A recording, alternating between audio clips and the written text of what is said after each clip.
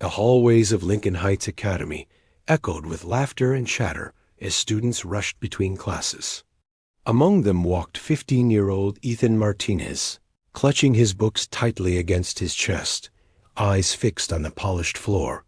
Having moved from Puerto Rico just 3 months ago, Ethan's English was functional but heavily accented, each word carrying the musical cadence of his native Spanish. "Hey, Martinez," called Bradley Thompson, the star quarterback whose family's name adorned the school's new science building.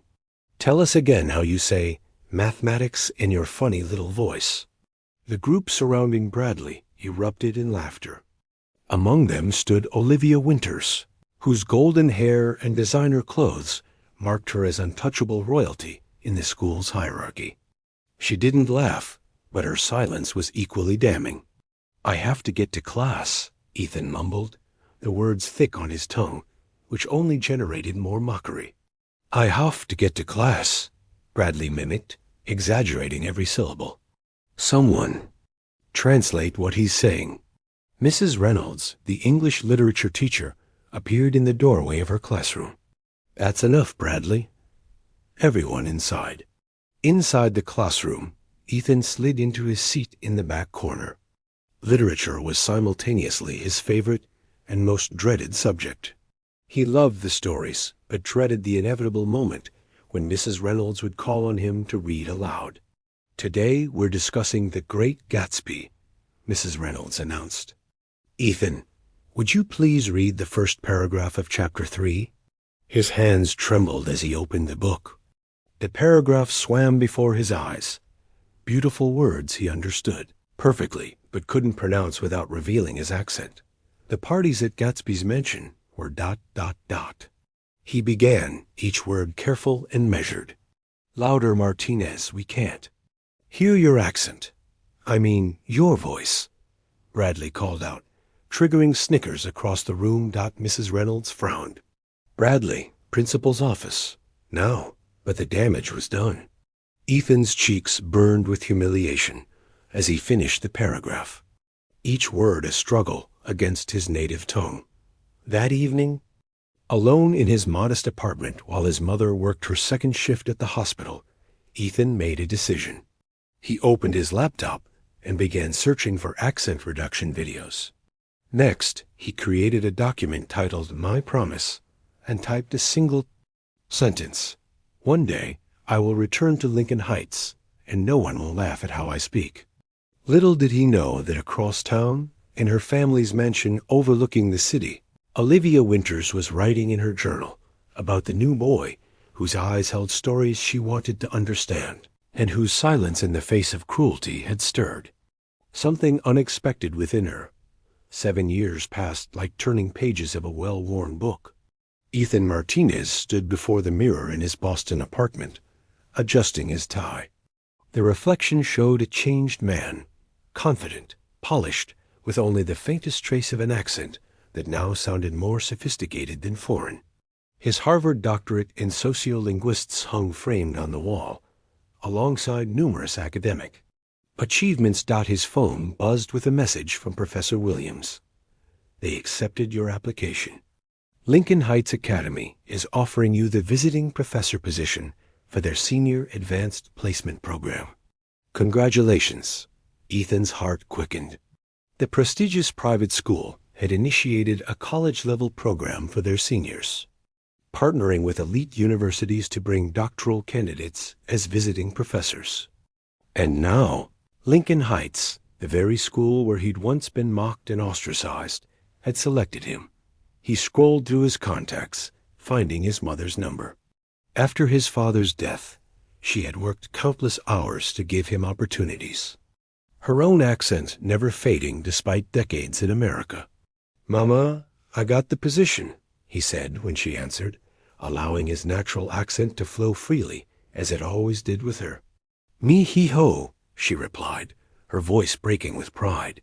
"You're going back to show them who you really are."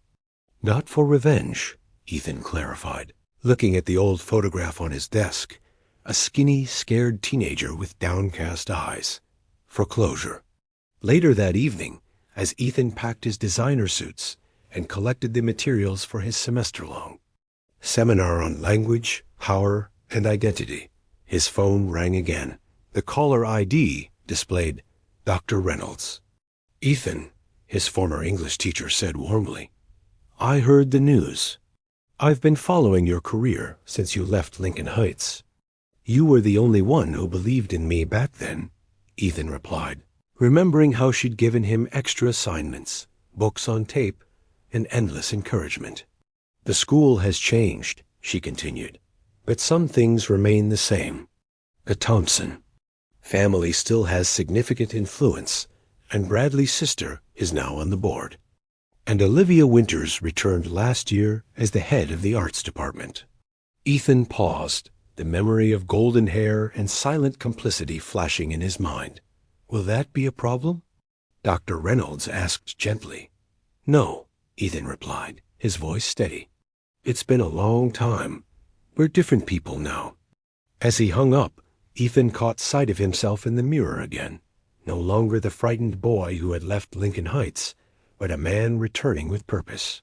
Whether that purpose was redemption, closure, or something else entirely, he wasn't yet sure. The Lincoln Heights Academy campus had expanded, with sleek modern buildings now standing alongside the original Gothic architecture. Ethan's Italian leather shoes clicked against the marble floor of the main hall as he followed Headmaster Collins toward his new office. "We're honored to have someone of your caliber join us, Dr. Martinez," Collins said, his voice echoing in the high-ceilinged corridor. "Your research on linguistic discrimination has been groundbreaking." "Thank you for the opportunity," Ethan replied, his diction perfect, his accent now a carefully cultivated blend of his Puerto Rican heritage and his Boston education. They passed the trophy case where Bradley Thompson's football achievements still held prime position. Beside it, a plaque listed major donors, the Thompson and Winters families, prominently featured. "The faculty meets this afternoon," Collins continued. "Your seminar starts tomorrow. 15 of our most promising seniors." As they turned the corner, Ethan saw her, Olivia Winters, more beautiful than memory had preserved, her golden hair now shorter, her face more defined by time and experience. She was hanging student artwork, reaching up to adjust a frame. "Ah, perfect timing," Collins called out. "Olivia, meet our new visiting professor, Dr. Ethan Martinez." Olivia turned, a welcoming smile freezing on her face as recognition dawned. The paintbrush in her hand slipped, leaving a blue streak on her white blouse. "Ethan," she whispered, her composed demeanor cracking slightly. "Ms. Winters," he replied formally, extending his hand. Her touch was warm, hesitant. "You came back as a professor," he stated simply.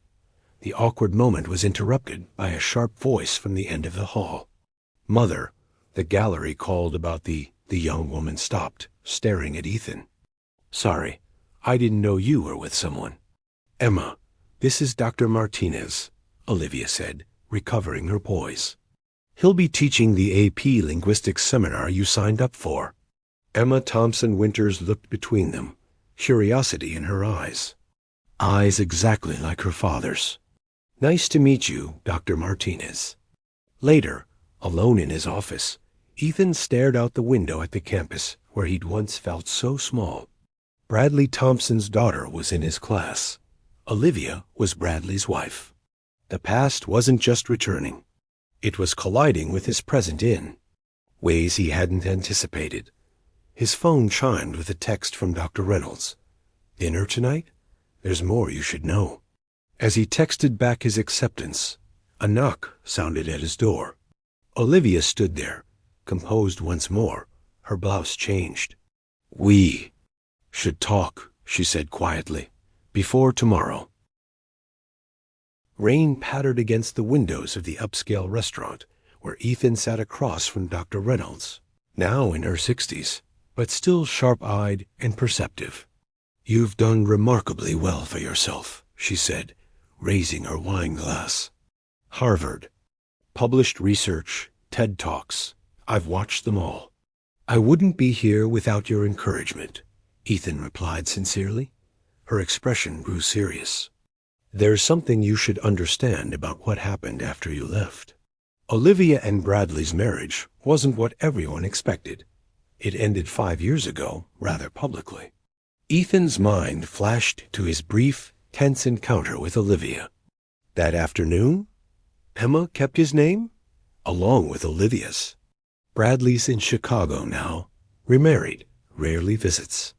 Emma's brilliant, by the way. Reminds me of you at that age, though with considerably more privilege and confidence.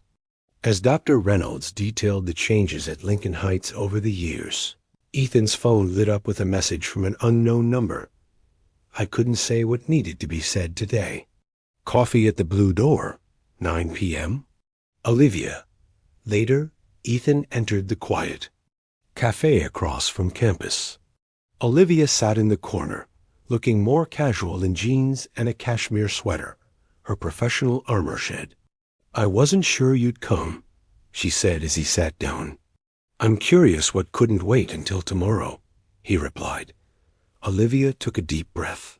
First, I want to apologize for never standing up for you. I was complicit in my silence. We were teenagers, Ethan said, surprised by his own willingness to absolve her. That's no excuse. She met his eyes directly. Second, you should know that Emma doesn't know who you were. To her, Lincoln Heights has always been home, a safe place. I'm not here to settle old scores, Olivia. She reached into her bag, withdrawing. A worn leather journal. After you left, I wrote to you. Letters I never sent. She pushed it toward him. Before you teach tomorrow, you should know the whole truth. The morning light streamed through the tall windows of classroom 307 as Ethan arranged his materials. He had stayed up most of the night reading Olivia's journal, her remorse over her silence, her eventual confrontations with Bradley over his treatment of others, her gradual recognition of her own complicity in a system that valued certain voices over others. The last entry, dated just weeks after Ethan had left Lincoln Heights, had shaken him. I think I loved him for his quiet dignity, for the strength it took to face each day. And now, I'll never know what might have been. Classroom door opened, interrupting his thoughts. Emma Thompson Winters entered first, followed by 14 other students in Lincoln Heights' distinctive uniforms. Good morning, Ethan began, his voice steady and clear. I'm Dr. Martinez, and this is Language, Power, and Identity. Before we begin, I want to share something personal. He looked at these privileged teenagers, seeing both his former tormentors and his younger self reflected in their faces. 15 years ago, I sat in this very classroom, but I rarely spoke because my accent made me a target for ridicule. A murmur ran through the room. Emma's eyes widened with recognition, perhaps stories her mother had told, perhaps connecting dots about the tension she'd witnessed. Language shapes how we see others and ourselves, Ethan continued. In this seminar, we'll explore how accents, dialects, and linguistic patterns influence power dynamics in society. For the next hour, he guided them through concepts of linguistic discrimination and privilege, watching understanding dawn in their expressions. As the students filed out after class, Emma lingered. My mother's journal, she said quietly. She let you read it. Ethan nodded. She told me about you last night, about everything. Emma hesitated. I'm sorry for what my father did. You're not responsible for his actions, Ethan replied gently. No, but I can be responsible for mine. She straightened her shoulders. Your first lecture was brilliant, Dr. Martinez. I'm looking forward to learning from you. After she left, Ethan stood alone in the classroom, feeling the ghosts of the past settling into place. Outside his window, he spotted Olivia waiting in the courtyard, looking up at his window with a tentative smile. That evening, they walked the campus grounds together, retracing old paths with new perspectives. "I never imagined this," Olivia admitted, as they paused by the fountain. "You returning as a respected professor. Me finding the courage to leave a marriage that looked perfect from the outside. Our children well. Your students, my daughter learning together. Life rarely follows the stories we tell ourselves," Ethan replied, his accent softening as he relaxed. She smiled at the subtle change in his speech. "Your accent is beautiful when you're not hiding it.